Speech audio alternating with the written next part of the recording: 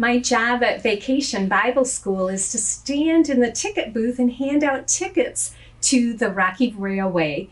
It's fun to see everyone. I recognize many people, and I know others that I'm just meeting for the first time.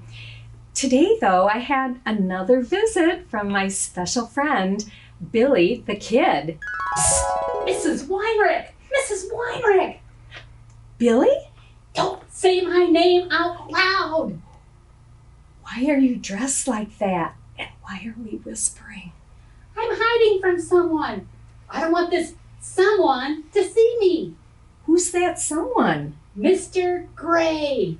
Mr. Gray? I don't think I know a Mr. Gray. Well, I don't know his real name. He's just a man with a gray truck and a gray hair and a gray shirt. Mr. Gray. It seemed like he was coming after me. Oh, I see. Was it someone who works for Animal Control? The group that rescues stray animals? Shh! Don't say that out loud. Someone might hear you. Billy, those people are just trying to help. But what happened that you think that an animal control person is looking for you? Well, this morning I was out minding my own business while I was checking out the neighborhood, and I saw that there was a house where the grass was getting real tall in the front yard. Oh, I know that house. That family moved last month, and the new owners can't get into their home until another couple of weeks.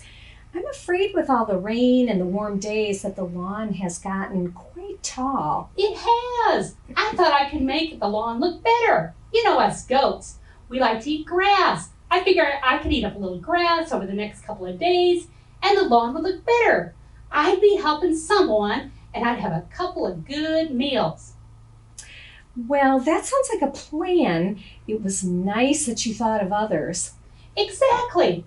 However, right after I got started, the guy with the gray truck and the gray hair and the gray shirt, the one I call Mr. Gray, drove up and started coming right over to me. I don't think he understood what I was doing. I was just helping. He probably didn't know, but Billy, he was probably just doing his job to make sure that the animals were where they're supposed to be and that they are taken care of. I don't care. He's not going to take me away to the animal prison. He probably would have just tried to find out where you were supposed to be. Now, Billy, why don't you relax a bit? I'm thinking that maybe a good story would help. Do you mind if I would tell a story? I love stories. My favorite story is The Three Billy Goats Gruff. Are you going to tell me that story? That's my favorite. Well, no, Billy. I have another story in mind, though. This story is from my Bible story book, and it reminds me of a little story that you just told me. It's about two men, and their names were Peter and John. Did they go blind and then could see again, and then they changed the name to Skeeter and Ron, and then they got on a boat and had a storm, and then... Not today, Billy. Peter and John had a different adventure. They did something nice for someone else, and then they ended up going to prison. Did Mr. Gray get them? No. Mr. Gray did not get them, but some other men did. Let's take a look at my storybook, and you can look at the pictures while I read. Peter and John were going to the temple one day when they met up with a man who couldn't walk and couldn't work. All this man could do was beg. Peter and John told the man that they didn't have money to give him, but they did have something better. Peter said to the man, "In Jesus' name, get up and walk."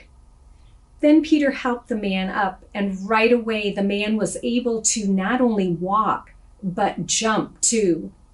People were amazed by what had happened and began to gather around Peter and John. Peter and John were then able to tell them the story of Jesus. Some people saw and heard what Peter and John did and were not happy with them. They grabbed them and put them in jail until the next day.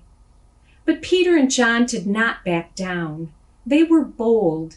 When the rulers and elders of the people saw the courage of Peter and John, they were amazed. After some threats, they let them go. What a great story! Peter and John were very bold, weren't they? Yes, they were, Billy. Jesus' power helps us to be bold. Thanks for telling me, Mrs. Weinreich. Would you help me take off my sunglasses and hat and mustache? I want to be bold too. Sure, I will do that. Here comes your sunglasses and your mustache and your hat. Now you can be bold too. So, boys and girls, our Bible story again reminded us of something that is good for all of us to know. Jesus' power helps us to be bold. Can you say that again with me? Jesus' power helps us to be bold. Great. I hope that you will keep in mind today and every day as you grow in your love for Jesus.